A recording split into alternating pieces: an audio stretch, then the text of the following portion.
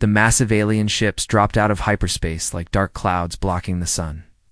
Captain Jake Morrison stood on the bridge of the UES Liberty, watching his screens fill with readings that made no sense. 200 ships, each one bigger than anything humans had ever built. The smallest was twice the size of Earth's largest space station. "Sir, they're sending a message," called Communications Officer Danny Lee from his station. His voice shook slightly as he turned to face the captain. "It's coming through on all frequencies." Jake nodded. "Put it on the main screen." The alien that appeared was tall and thin, with blue-gray skin and 4 arms. Its eyes were large and black, showing no emotion at all. When it spoke, the words came through perfectly translated, as if the aliens already knew every human language. "Species of the 3rd planet," the alien said in a voice like grinding metal. "I am Admiral Kethfer of the Zenthari Empire. You will submit to Imperial rule immediately. Your resistance is pointless. Your weapons are toys. Your ships are barely capable of crossing your own star system." Jake felt his jaw tighten. 3 months ago, humans had celebrated first contact with aliens. Now those same aliens were demanding surrender without even trying to talk. The alien continued. "We have conquered 40,000 species across 50,000 years. Your planet will become another supply world for the Empire. Your people will serve as workers and soldiers. Those who resist will be eliminated." The message ended with coordinates and a time limit. 24 hours to surrender completely or face total destruction. Jake turned to his crew. Every face on the bridge showed the same mix of fear and anger he felt in his gut. "Get me a channel to Earth Command now." While Danny worked on the connection, Jake stared at the alien fleet on his screen. The ships looked wrong somehow. Too perfect to clean. Like they had never been in a real fight. "Captain," called out Navigation Officer Amy Foster from her station. "I'm reading strange energy patterns from their ships. They're not even running full defensive screens. It's like they don't think we're a threat at all." Jake nodded grimly. It might be their first mistake. The communication line to Earth crackled. To life, President Maria Santos appeared on screen, her face grim but determined. Behind her, Jake could see the chaos of the emergency command center. "Captain Morrison, report," she said simply. "Madam President, we have 200 alien warships. In our system, they've given us 24 hours to surrender unconditionally." Jake paused, choosing his words carefully. "They seem to think this will be easy." Santos nodded. "We're evacuating non-essential personnel from all orbital stations. Dr. Lisa Chen is studying their transmission data now. What's your assessment of their capabilities?" Jake looked at his tactical display again. Their ships are massive, but they're flying in perfect formation patterns. No scouts, no advanced warning systems. It's either they're incredibly confident or they've never faced organized resistance before. "Probably both," Santos replied. "Stand by, Captain. We're calling an emergency session of the Earth Council." The line went dead, leaving Jake alone with his thoughts and his crew. Around him, the bridge hummed with quiet activity as his people prepared for what might be humanity's last fight. Dr. Lisa Chen worked frantically in her lab on Luna's station, analyzing every piece of data from the alien transmission. The language. Patterns were disturbing enough, but what really worried her were the biological scans her sensors had managed to take of the alien crews. "Computer, display genetic analysis of alien species designation Alpha 1, she commanded. The holographic display showed DNA patterns that made her stomach turn. Every alien they had scanned showed signs of massive genetic modification. It's not natural evolution, but deliberate reshaping of entire species. Her assistant, Dr. Ben Wright, looked over her shoulder at the data. "Lisa, these readings can't be right. According to this, every alien on those ships has had their brain chemistry altered." Lisa nodded grimly. "They're not conquerors, Ben. They're collectors. They don't just take over planets. They remake entire species into whatever they need." She pulled up another screen showing energy patterns from the alien ships. "Look at this. Their weapon systems are designed for bombardment, not ship-to-ship combat. They're used to attacking defenseless planets, not fighting other fleets." Stared at the data. "You mean they've never had to actually fight a war?" "Not in thousands of years," Lisa confirmed. Every species they've met has either surrendered immediately or been wiped out before they could fight back. They have no experience with actual military resistance. She quickly recorded her findings and sent them to Earth Command. If humanity was going to fight, they needed every advantage they could find. Commander Alex Torres read Dr. Chen's report with growing interest. In his 20 years of military intelligence, he had learned to spot weaknesses in any enemy. Aliens had plenty. He called up the tactical displays showing the alien fleet positions. Perfect formations, predictable patrol routes, no variation in their patterns. They were fighting by a book that had never been challenged. Torres opened a secure channel to President Santos. Madame President, I have recommendations for our response. Santos appeared on screen, looking tired but determined.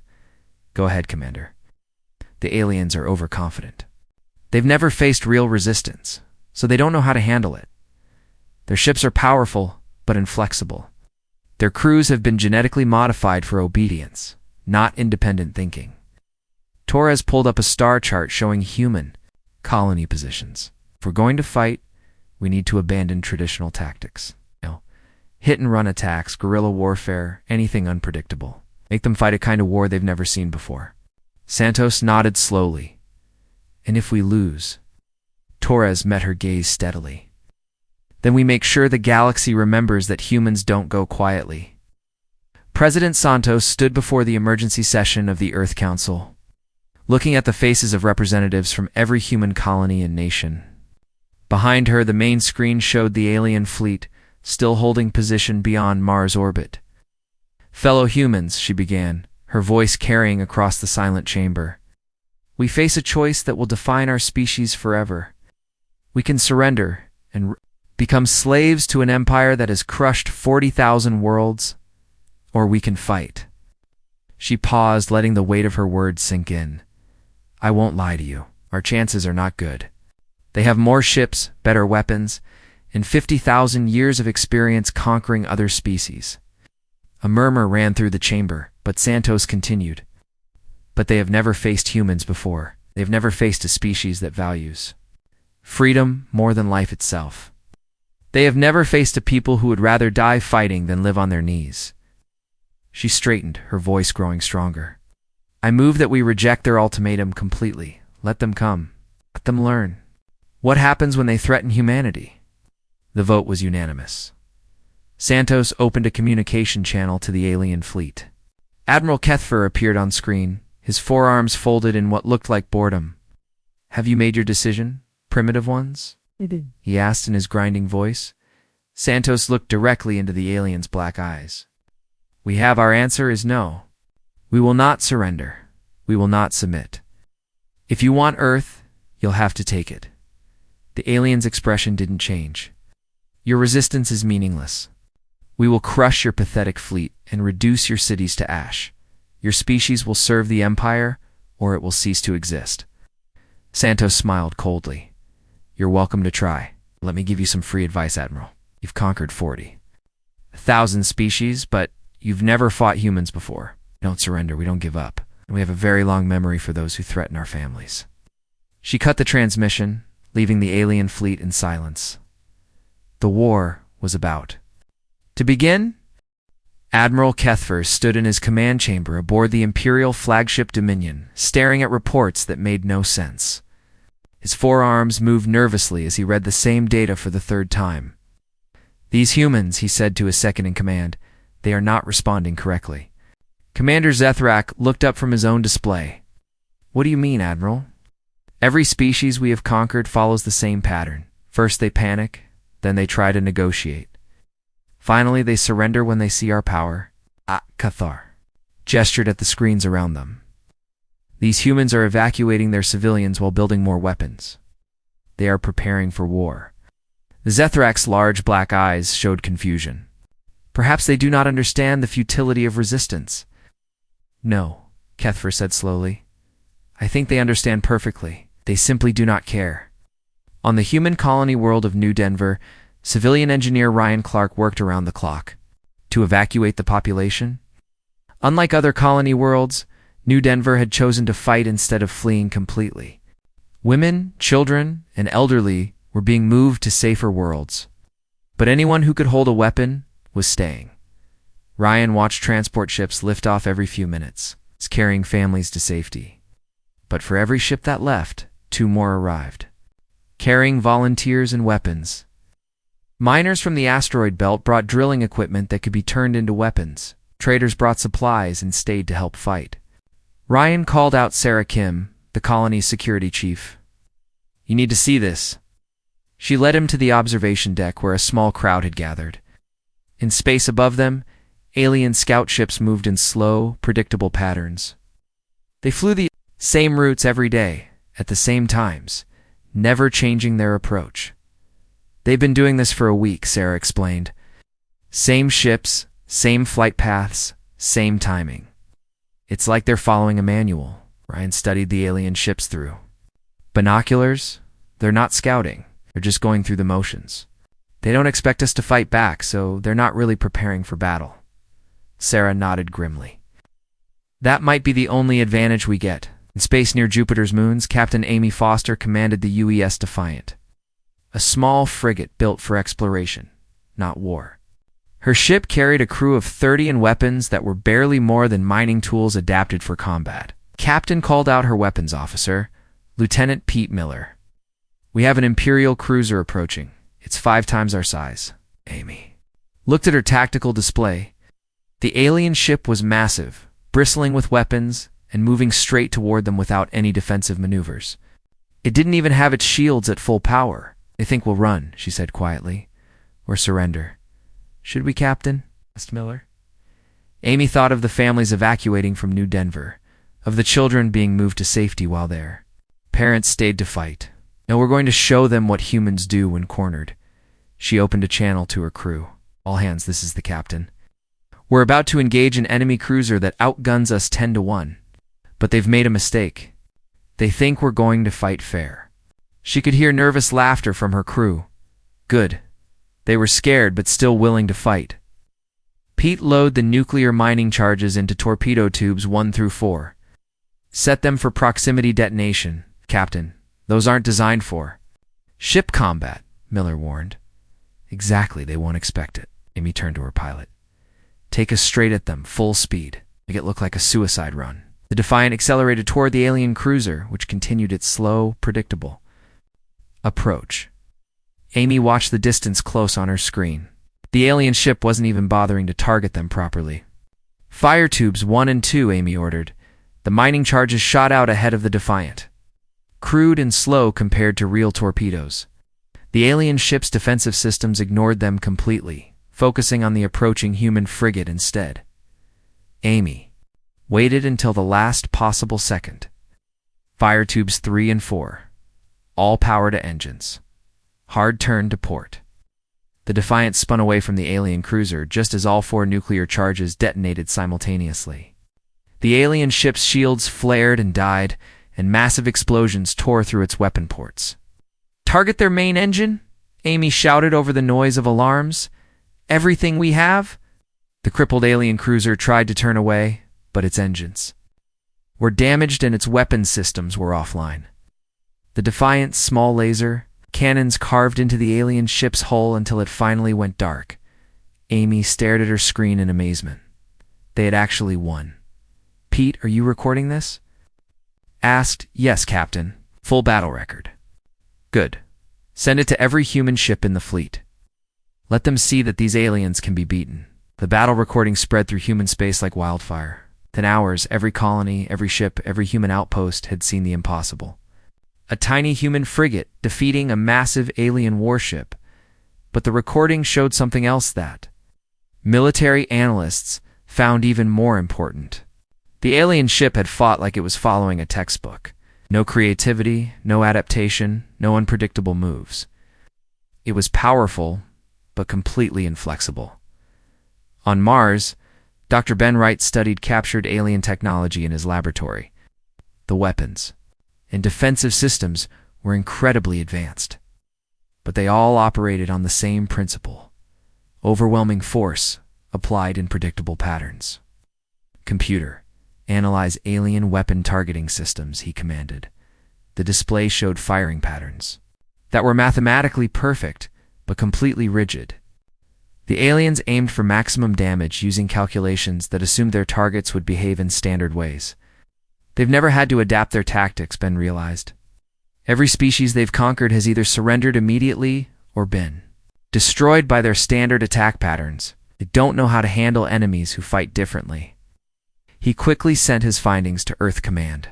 If humans were going to survive, they needed to fight unlike any species the aliens had ever faced.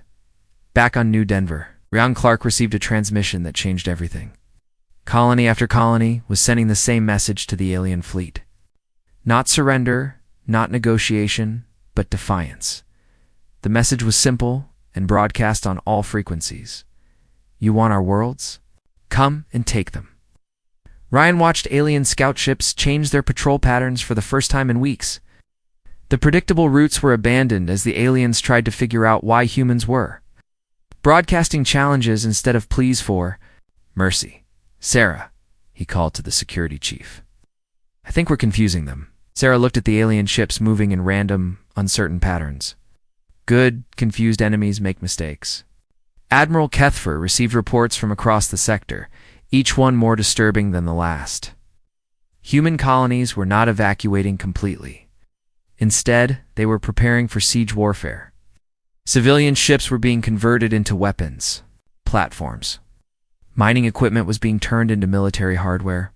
Most disturbing of all, humans were volunteering to fight, not just soldiers, but civilians, traders, engineers, even children barely old enough to hold weapons. They were arriving at battle zones in converted cargo ships, bringing whatever weapons they could find. This is not normal behavior, Kethfer told his staff. Conquered species flee or surrender.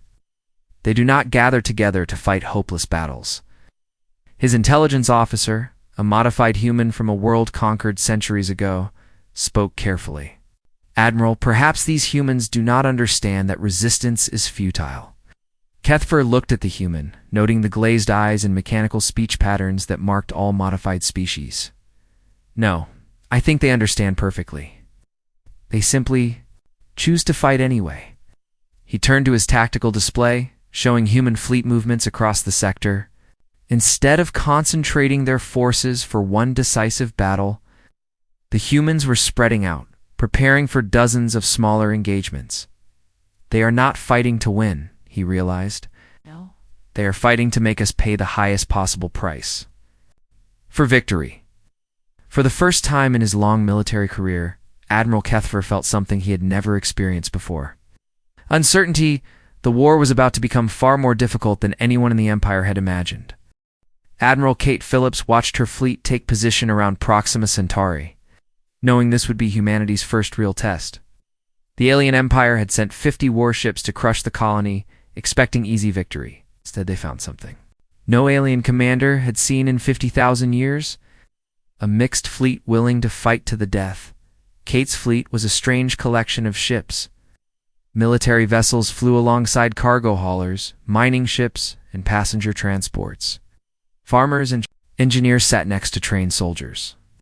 Old men and teenage volunteers shared the same cramped quarters.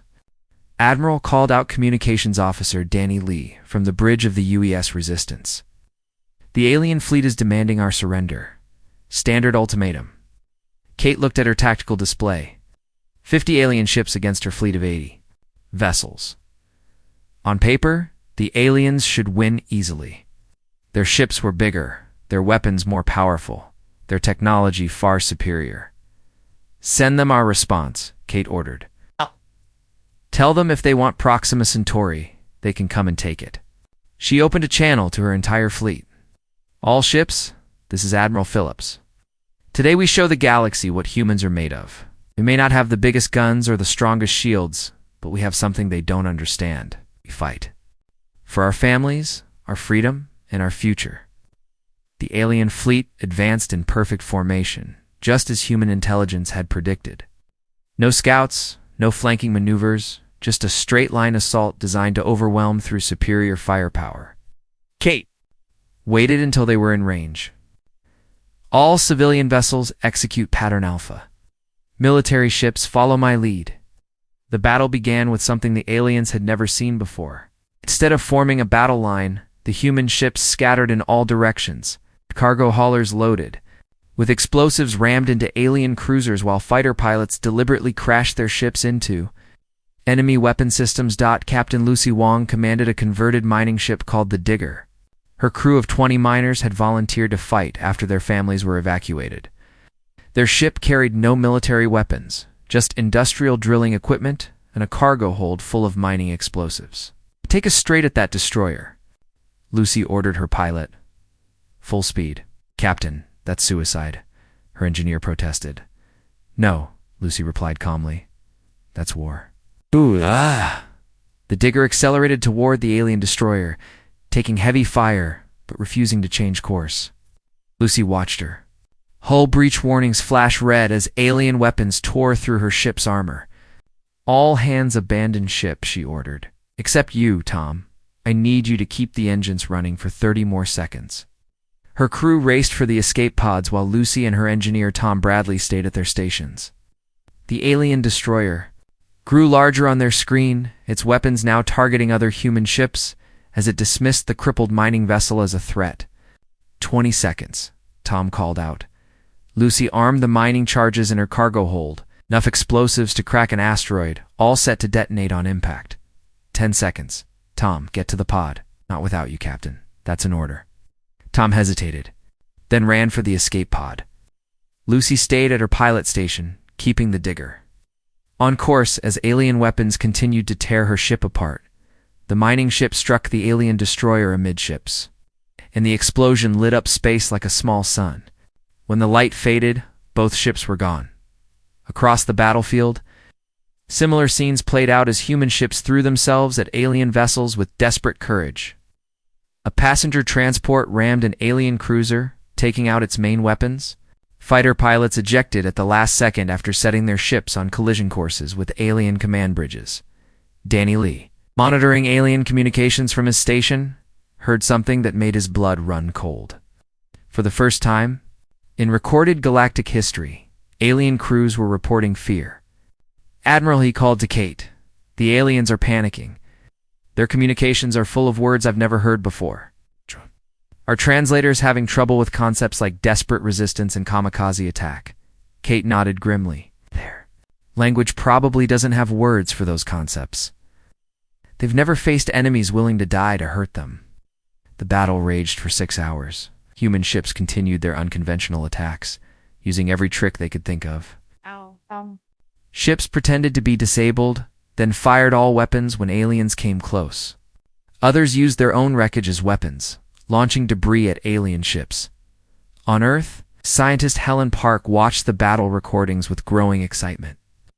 The aliens were making mistakes, showing confusion, breaking their perfect formations.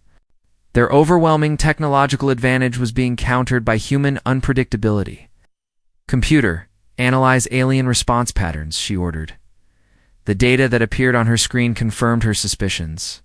Every time humans did something unexpected, the aliens took several minutes to respond. They were consulting databases, following procedures, trying to match human actions to known patterns of behavior. "They're not fighting us," Helen realized. "They're fighting their own rulebook." She quickly sent her analysis to the fleet. If human commanders knew the aliens needed time to adapt to new tactics, they could use that delay to their advantage. Back at Proxima Centauri, the battle was turning into a nightmare for the Imperial fleet. They had expected to lose maybe 1 or 2 ships while destroying the human colony. Instead, they were taking heavy losses against enemies who refused to fight fair. Commander Zethrak watched his tactical display with growing horror. 20 of his 50 ships were damaged or destroyed, and the humans were still fighting. Worse, his crews were starting to make mistakes, panic affecting their usually perfect performance. "Admiral Kethfer demands a status report," his communications officer announced. Zethrak looked at the chaos on his screen. Human ships were still attacking, still ramming his vessels, still finding new ways to hurt his fleet. "Tell the Admiral that the humans are fighting like no species we have ever encountered. They seem to prefer death to surrender." As the battle continued, more human reinforcements arrived. Not military ships, but civilian vessels that had heard the fighting and come to help. An old cargo hauler called the Lucky Strike appeared and immediately rammed an alien frigate.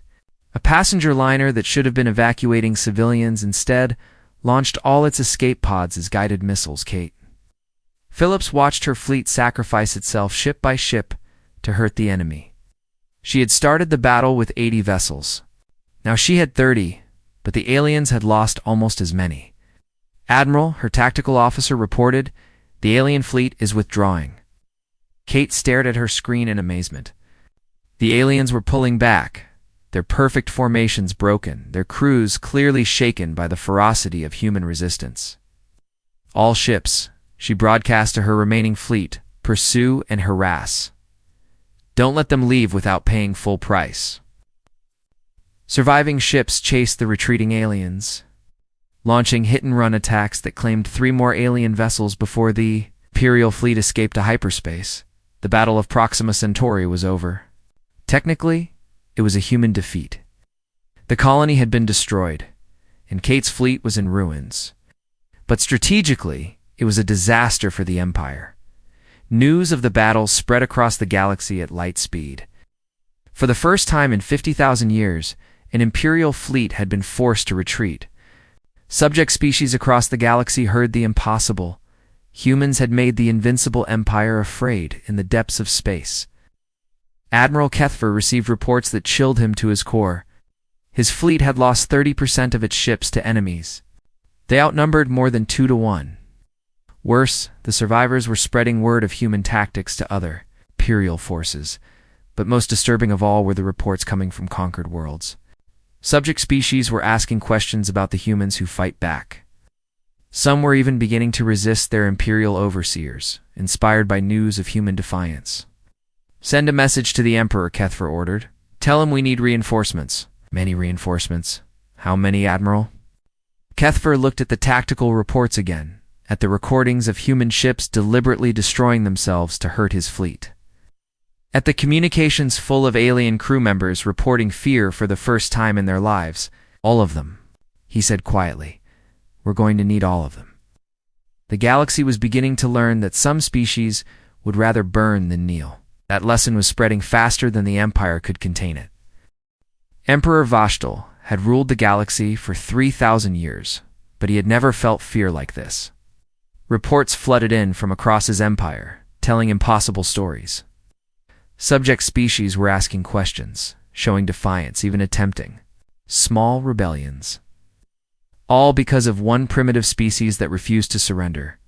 "Bring me Admiral Kethfer," the Emperor commanded from his throne room aboard the Imperial Palace ship. The massive vessel was the size of a small moon and had never been used in actual combat. Today, that would change. When Kethfer arrived, the Emperor could see the strain in his commander's posture. The Admiral's forearms moved nervously as he approached the throne. "My Emperor, the human resistance is unlike anything we have encountered," Kethfer began. "They fight with no regard for their own survival. They turn cargo ships into weapons and miners into soldiers. They seem to prefer death to surrender." Emperor Vashto stood from his throne, his massive form casting shadows across the chamber. "Then we will give them death.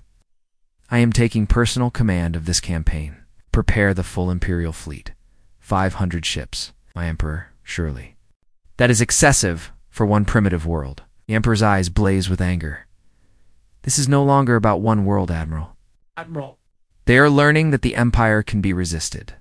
If we do not crush these humans completely, we risk losing control of our entire domain."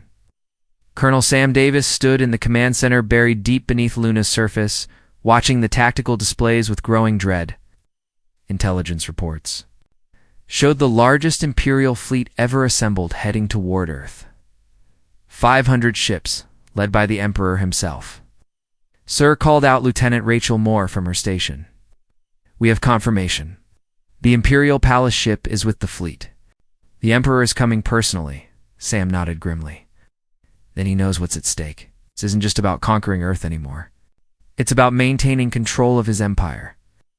He opened a channel to President Santos. "Madam President, The Imperial fleet will reach Earth in 72 hours. We need to begin final preparations. Santos appeared on screen, her face showing the strain of months of war. How many ships do we have, Colonel? 437, including every civilian vessel we could arm. But ma'am, their ships are still individually more powerful than ours. Then we'll have to be smarter, not stronger. Santos paused, looking at reports on her own screen. The Sol defense grid is ready? Yes, ma'am. Every hidden platform, every kinetic weapon, every trap we've spent decades building. If the Emperor wants Earth, he's going to pay for it.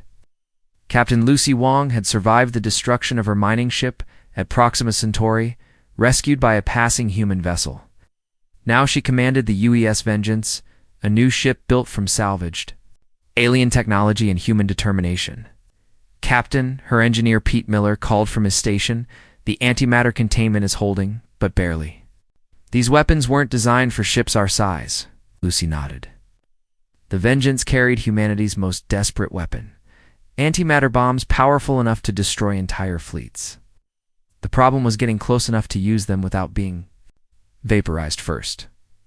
We'll get one shot, she told her crew. Make it count. Around Earth, the combined human fleet took positions. Military vessels mixed with armed cargo haulers, passenger liners converted to missile platforms, and mining ships loaded with explosives. It was humanity's last stand, and everyone knew it. The Imperial fleet dropped out of hyperspace at the edge of the solar system, their ships darkening the sky like a plague of metal locusts. The Emperor's palace ship was visible even from Earth. It's a massive structure that dwarfed entire human cities. Engineer Pete Miller worked frantically to activate the Sol defense grid, humanity's secret weapon. Hidden platforms scattered throughout the solar system came online, armed with kinetic weapons accelerated to near-light speed by gravity assist from the sun and planets. Grid active, he reported to Colonel Davis. All platforms responding. Fire. When ready, Davis ordered. The first wave of kinetic projectiles struck the Imperial fleet at relativistic speeds. Chunks of metal and ice accelerated to incredible velocities, tore through alien shields and armor like paper. 12 Imperial ships died in the first salvo. Emperor Voshtal watched from his command throne as his fleet took unexpected damage. What are they firing at us? Debris, my Emperor, his tactical officer reported. Accelerated to near-light speed using their star's gravity. We detect no energy weapons, just kinetic projectiles. The Emperor's rage was terrible to behold. They are using their own solar system as a weapon? How is this possible? Admiral Kethfer studied the tactical displays. The installations must have been built over decades, hidden throughout their system. They have turned their entire star system into a fortress. The human fleet engaged the Imperial forces with the same desperate tactics they had used at Proxima Centauri. Ships rammed enemy vessels.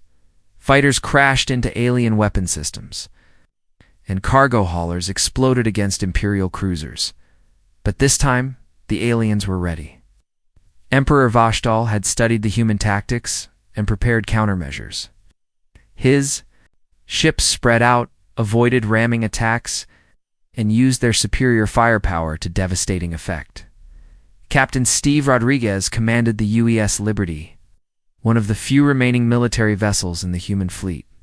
His ship was falling apart around him, held together by emergency repairs and stubborn determination. Sir, his weapons officer called out, we're down to our last missiles. Steve looked at his tactical display. The human fleet was being destroyed, ship by ship. They had hurt the Imperial fleet badly, but it wasn't enough. The Emperor's forces were too numerous, too powerful. All remaining ships, he broadcast on the fleet channel. Final assault. Everything we have. Make them remember. Us. The surviving human vessels charged straight at the Imperial Palace ship, sacrificing themselves to damage the Emperor's flagship. One by one, they died in brilliant explosions that lit up the darkness of space. Lucy Wong brought the vengeance. In close to the palace ship, her antimatter bombs armed and ready. Imperial weapons tore through her ship's hull, but she kept flying, kept closing the distance. To Pete, she called to her engineer. "Can you give me 30 more seconds?" "I'll try, Captain." The Vengeance shuddered under Imperial fire, but Lucy held her course. The palace ship's weapons focused on her, recognizing the threat she represented. Her ship's armor melted away, her life support failed, but she kept flying. "Seconds," Pete called out. Lucy could see the Emperor's ship filling her screen, its massive bulk blocking out the stars. This was it. It's one shot to hurt the aliens badly enough to make them think twice about attacking other human worlds. 10 seconds. The Vengeance broke apart around her, but Lucy stayed at her controls, guiding her ship toward the palace ship's main weapon systems. She could see alien crew members through the transparent sections of their hull, their faces showing panic as they realized what was about to happen. 5 seconds. Lucy pressed the detonation button just as Imperial weapons finally destroyed her ship's bridge. The Vengeance exploded in a ball of antimatter that lit up the solar system like a second sun. When the light faded, a massive section of the Imperial Palace ship was gone, vaporized by the antimatter explosion. The Emperor's flagship was crippled, its main weapons destroyed, its perfect hull scarred by human defiance. Emperor Vashtil picked himself up from the deck of his command center, his royal robes torn and bloody. Around him, his crew worked desperately to repair critical systems. "Damage report," he commanded. "My Emperor, we have lost main weapons. Shields are down to 20%, and hull breaches on decks 7 through 15. The human attack has crippled our offensive capabilities." The Emperor looked at the tactical display showing the remains of both fleets. His forces had won, but at a terrible cost. Nearly 200 Imperial ships were destroyed or damaged, and his own flagship was barely functional. Worse, the battle had been broadcast across the galaxy.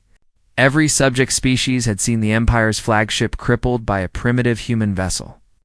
The damage to Imperial prestige was incalculable. "Admiral Kethfer," the Emperor said quietly. "Prepare to withdraw, my Emperor, but we have one. Earth is defenseless." The Emperor looked at the planet below, still broadcasting messages of defiance even as its fleet burned around it. "Have we won, Admiral? Look at the cost. Look at what these primitives have done to the greatest fleet in galactic history." He turned away from the tactical display. "If we destroy Earth now, we create martyrs. If we occupy it, we face eternal rebellion. If we modify the population, we prove that we fear them. Then what do we do, my Emperor?" Emperor Vashtil was silent for a long moment, considering his options. Around him, his damaged flagship limped away from Earth, carrying news of the first Imperial defeat in 50,000 years. "We learn," he said finally. "We learn that there are some species that cannot be conquered, and we decide if the price of victory is worth paying." The Battle of Earth was over, but the war had changed everything. The galaxy would never be the same. The silence in space around Earth was broken only by the static of damaged communication systems and the distant rumble of dying ships. Captain Steve Rodriguez floated in the wreckage of the UES Liberty, his emergency suit keeping him alive as he watched the Imperial fleet regrouping in the distance. His ship was gone. His crew was gone, but somehow he was still alive. Around him, the debris of both fleets drifted in the cold vacuum, a graveyard of metal and dreams. "This is Captain Rodriguez of the Earth Defense Force." He broadcast on emergency frequencies. "Any human vessels still functional, please respond." Responses came slowly. A few dozen ships, mostly civilian vessels that had hung back from the main battle. Not enough to continue fighting, but enough to bear witness to what came next. On the surface of Earth, President Maria Santos stood in the ruins of the Geneva Command Center. The building had been hit by orbital bombardment, but the deep bunkers still functioned. Round her, the last representatives of human government prepared for the final transmission. Madam President, Communications Officer Danny Lee called from his damaged station. "We have a clear signal to the Imperial fleet. They're demanding our surrender." Santos looked at the reports on her desk. Earth's orbital defenses were gone. The fleet was destroyed. The planet's major cities had been bombed from space. By any measure, humanity had lost. But the reports also showed something else. The Imperial fleet had lost nearly half its ships. The Emperor's flagship was crippled. Most importantly, the battle had been broadcast across the galaxy, showing every subject species that the Empire could be hurt. "Open a channel to the Imperial flagship," Santos ordered. "All frequencies. I want every ship in both fleets to hear." The Emperor Vashtal appeared on the damaged screen, his royal robes torn and his forearms moving with barely controlled rage. Behind him, his command center showed signs of massive damage from the antimatter explosion. "Human leader," the Emperor said in his grinding voice, "your resistance is over. Your fleet is destroyed. Your world is defenseless. Surrender now, and I will allow your species to serve the Empire as workers. Continue to resist, and I will exterminate every human in the galaxy." Santos looked directly into the alien's black eyes. "Your Majesty, you've made a mistake. You think this war is about conquest? You think it's about who has the bigger fleet or the better weapons?" She paused, letting her words carry across space to every ship, every listening post, every subject. "World and the Empire. This war is about something you've never encountered before. It's about a species that values freedom more than life. You came here expecting us to surrender when we saw your power. Instead, you found us willing to die too. Hurt you." The Emperor's expression didn't change. "Your defiance is meaningless. You have lost." "Have we?" Santos smiled coldly. "Look around you, Emperor. Look at your fleet. How many ships did you lose trying to conquer one primitive world? How many of your precious vessels are floating dead in space?" She gestured to her staff, who began broadcasting technical data across all frequencies. "Let me tell you what we've prepared for you," Santos continued. "Hidden throughout human space are automated ships loaded with self-replicating machines. Von Neumann devices programmed with one simple instruction: find Imperial infrastructure and dismantle it." The technical specifications filled the screens of every ship in both fleets. Automated vessels, designed to travel between star systems, locate Imperial facilities, and systematically destroy them using self-replicating technology. "The program is already running," Santos explained calmly. "Right now, sleeper ships are launching from hidden bases throughout human territory. In 10 years, they'll reach the nearest Imperial worlds. In 50 years, they'll have spread across half your empire." Emperor Vashtal leaned forward on his throne. "You are bluffing. Number species would build such weapons of mass destruction." "You're right," Santos agreed. "No sane species would build them. But you've just learned something important about humans, Emperor. When you threaten our families, our freedom, our very existence, we stop being sane." She stood up from her desk, her voice growing stronger. "You have a choice, Emperor. You can destroy Earth and prove to the galaxy that you fear us so much you'll commit genocide to stop us. But if you do, those automated ships will strip mine every Imperial world they can find." The transmission switched to Dr. Grace Adams, broadcasting from the bridge of humanity's last colony ship, the UES Exodus. Behind her, the ship's viewports showed stars instead of Earth. Carrying the final remnants of human civilization to unknown regions of space, "This is Dr. Grace Adams, representing the survivors of humanity," she said calmly. "Emperor, you came to our worlds offering us two choices: submit or die. We're offering you the same choice now." She looked directly into the camera, her voice carrying across the galaxy to every listening ear. "Withdraw your forces from human space immediately. Leave our remaining colonies alone. Allow us to rebuild in peace. Do this, and the automated revenge program will be deactivated." Grace paused, letting the weight of her words sink in. "Refuse, and learn what happens when you awaken a species that would rather burn the galaxy than kneel. We tried to coexist. With you, you demanded submission.